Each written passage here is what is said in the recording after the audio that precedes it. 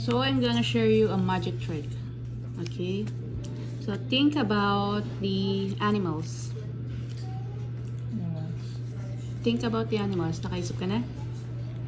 Nakaisip ka na. So yan, sinulat ko yung sagot ko. Okay? I fold it and ibibigay ko to sa'yo. So ano nang naisip mo? Sabihin ko. Oh, sabihin mo. Ibon or bird. Bird. Bird. Okay. The next one is think about the color. Color. Color. Nakaisip ka na?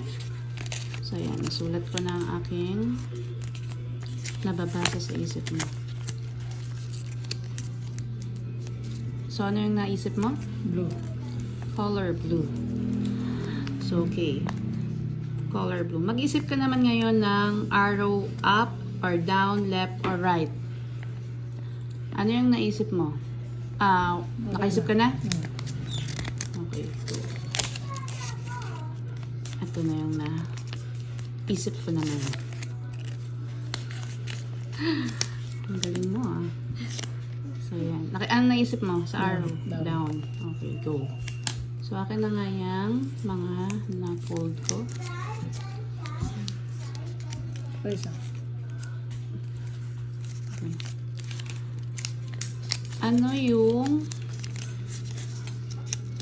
Una. ano yung hindi, ano yung arrow na naisip mo? Down. Down. Down. Arrow down. So, yan.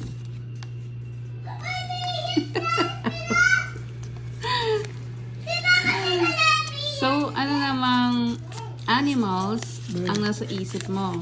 Ibon. Bird or ibon. Reaction niya. Ano namang color yung naisip Blue. mo? Blue.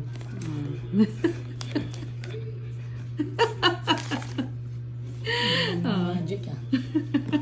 Hanga ka na. Hanga ka na? Ha?